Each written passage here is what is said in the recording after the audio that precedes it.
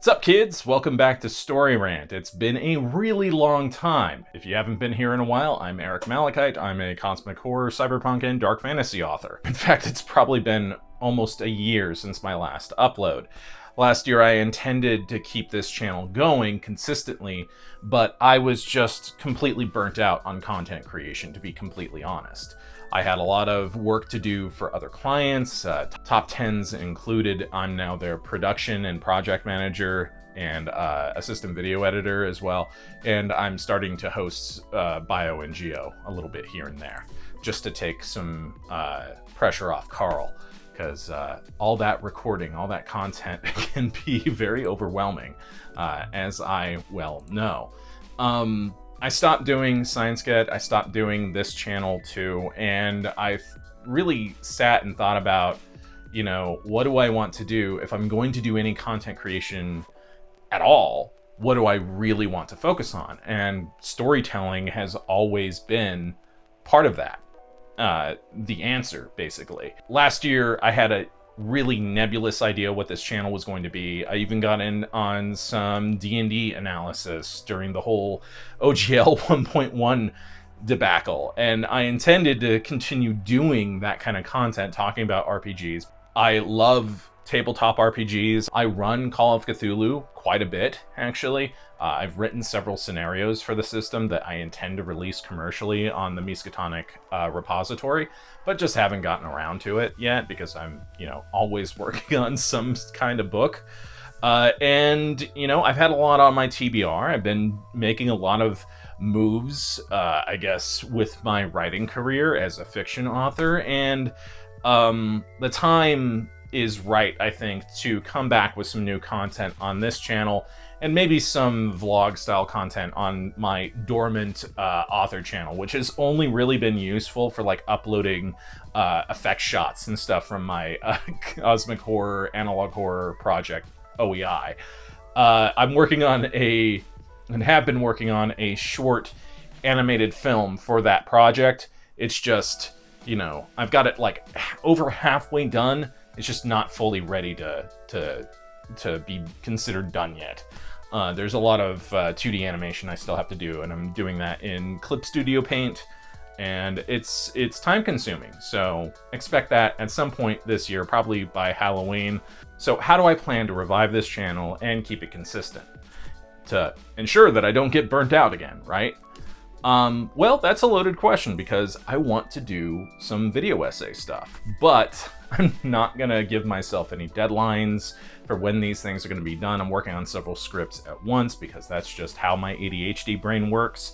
But I'm also gonna do a podcast and I guess bi-weekly updates on projects and things like that I'm working on, and maybe some book reviews in there too, because I've been reviewing a lot of both my buddies' works, is that proper? And a lot of stuff like, for instance, Neon Leviathan and 36 Streets by T.R. Napper. I am absolutely obsessed with these books right now, and I got back in a cyberpunk mood right around New Year's, because I've been working on a new cosmic horror novel, a couple new cosmic horror novels, but one is close to done. It's in draft, it's in developmental edits. And I've just been reading tons of cosmic horror, which I'll have reviews up for soon, probably. And probably a little more video essay stuff in the future, too, regarding cosmic horror, because I love it as a genre. But these are some of the best new cyberpunk works that I've ever read.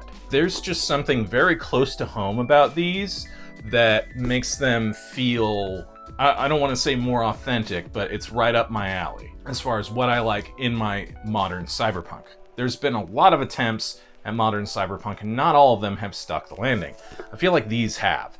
And I'm going to go into a more in-depth review, I guess, and I guess it'll end up being a video essay probably at some point, where I talk about what works in these books, where other cyberpunk fare, modern cyberpunk fare, has sort of failed. And switching gears to some cyberpunk news, my own work, Book 2 is on the way for the Neo Rackham series. Finally, after at this point, 4 years, right?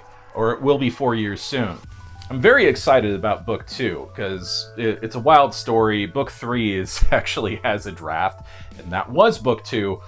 And I wrote a prequel that was going to be a funnel book for the whole series. If you don't know what a funnel book is, it's basically a free offering that you give to readers that entices them to pick up the rest of the series. But the prequel was not as strong. Like, the concept was strong.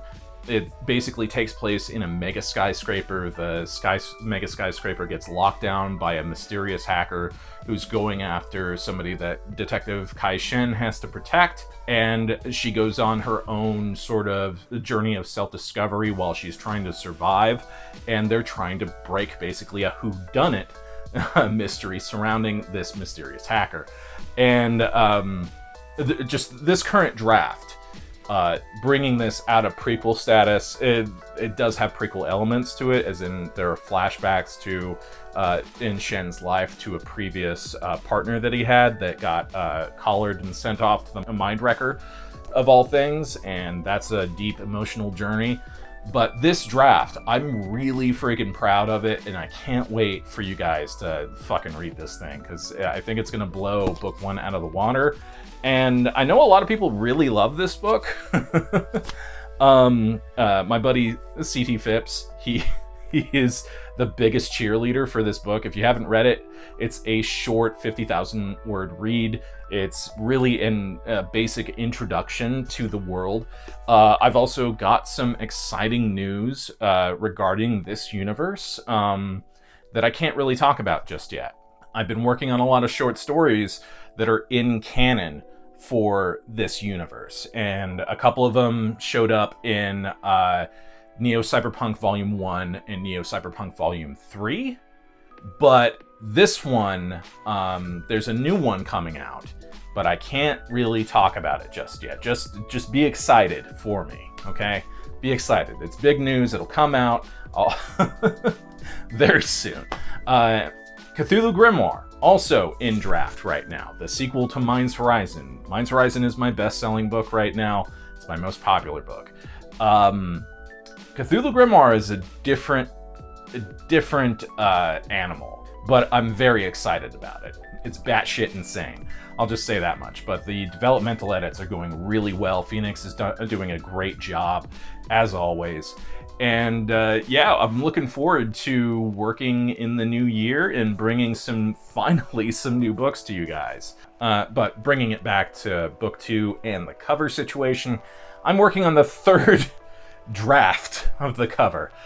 Much like the book itself, it's gone through a bunch of revisions. I had a first version when it was a prequel that everyone seemed to really like, but I didn't feel like it was up to the same level of this cover. And then I had a second version that I was working on. It was not up to snuff. It was just way too busy. So I dialed it back, went back to the same kind of composition of the first cover. And I can't really show this cover because it's still a work in progress. Some of my buddies have seen it and given me some good feedback on it. I think you're gonna like the cover. I think so. It's in this more, anime-inspired, I guess, style that I've been working on developing for this series, and I think it works with the tone of the story, the very irreverent, fast-paced. I don't even know how to describe it. Irreverent and fast-paced seems. Well, I'd add in satirical too. There's a lot of satire on internet culture in these books, but as a consolation prize, because I can't show off the cover just yet, I'll give you guys a quick preview of book 2. Just remember that anything can change in developmental edits and copy edits and line edits and all that stuff. But I think this book has a good chance of being pretty close to what it is now in its final form. Just remember that book 1 is currently available on Amazon and on pretty much every other retailer that hasn't banned it for whatever reason. I know a conservative library system banned it for one reason or another. I guess whatever, they don't like me talking shit on corporations, but fuck them, I guess. Yeah, go ahead, pick the book up. Hopefully eventually we'll get an audio release. That would be awesome. And I guess just Thank you for watching, and stay tuned for more content and whatnot. New video essays, that podcast I was talking about with some of my writing buddies. And yeah, I'm excited for 2024. Happy New Year. I've been Eric Malachite. I guess buy my books. Preview 1. Like a digital phantom, the memory claws its way to the surface. Red and blue strobes. Flashing. The sick bastard's on his knees. Fresh blood's leaking from his lips. It's not his. He sucks at the tendons like noodles while he scans for a way. Any way he can escape. Backup crashes through the doors. Silhouettes in military-grade gear. Plasma rifles that could melt through reinforced carbon walls. Chief Tremblay's at the front of the pack, a smug grin on his face. He remembers the look on Anton's face when they slapped the collar on him. The cannibal's laughter echoes into the night. He thinks it's real ironic, too. Consciousness came back to him slowly, like coming back from death's comforting embrace. Shen was sitting on his balcony, overlooking the city. He didn't want to focus on it. The sunset. To be reminded of where he was, or the empty chair next to him. He rubbed his good eye. All he could remember was coming home from his last 24-hour shift. Couldn't remember when he sat down. His heads-up display picked up alcohol vapor rising from the floor. The ChemTrace software focused on a spilled glass of synthetic whiskey on the concrete.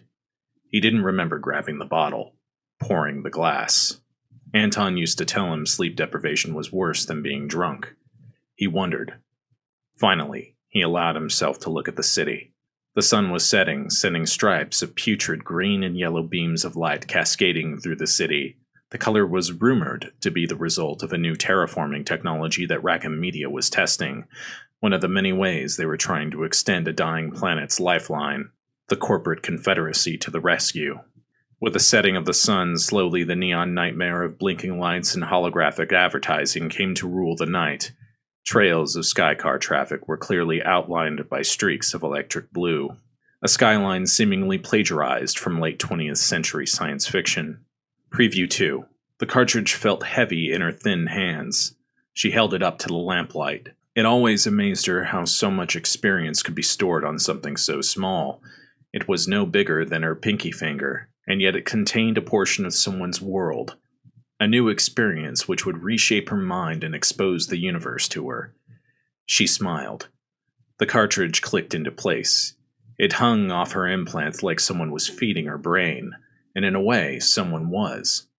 There was a moment, like gravity, where the world came rushing up to her. She was all smiles from there on out. Couldn't feel her own body at all.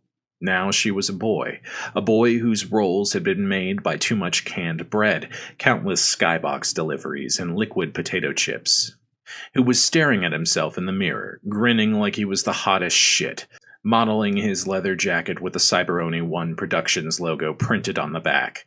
He looked so cool. He was going to fit right into meat space for... Then the mirror fractured. It felt like she was staring into an abyss of fragmented code, into thousands of broken windows filled with broken memories. The brain's trash bin. Shit. Did she just zombie herself? It was hard to think. Felt like floating in an empty VR room. Infinite clouds, infinite dark, and edgelord's dream vacation from reality. Then, like a puzzle reassembling itself, the boy was stepping off a skybus in Neo Rackham's slum district. A big smile stretched his skin as he passed mem-splicers peddling their wares, chemheads passed out in back alleys of slum buildings, digital ads popping up on his HUD, telling him to ask his dad to buy him the latest quantum rig, VR implant upgrades, the latest game subscriptions, educational expansion packages valued in the hundreds of thousands of byte cash. Rumor was the crawlers weren't so dense here. He didn't mind the ads, though. Some people complained about how, what was the word? Intruding. Yeah, that was it. Some people belonged to protest groups, claimed that hollow ads like that invaded a person's life, that manipulating people's buying and lifestyle habits was wrong. Daddy called people like that ungrateful degenerates. "Hey, are you trying to start your own business?" a voice called to him. He glanced up at the hollow ad of Chip Wellington, the most popular simulated newscaster. Do you wish you knew the buying habits of your customers? Get our patented AI-generated book 7 Tips for Manipulating Brainwaves for Greater Ad Penetration. Only 5 easy payments of 10,000 byte cash. It's the investment of a lifetime. Don't miss out. Yeah, right, the boy said. His dad would call an ad like that too good to be true. His implant pinged. Crap. He only had so much time before he had to be in a virtual classroom. He made his way through the street. This time of day, mostly it was just old-timey cars on the road. They moved pretty slow, though. Not at all like a sky car. The boy stopped. He scanned the dregs, a low-end mega skyscraper.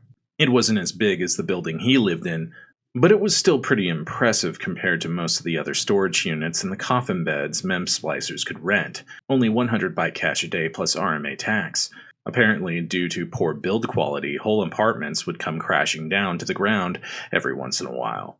The boy accessed his HUD.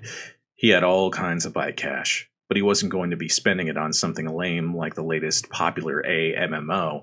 He'd done enough playing in his short life. Men and women with the latest colorful hairstyles and clothes gave him weird looks.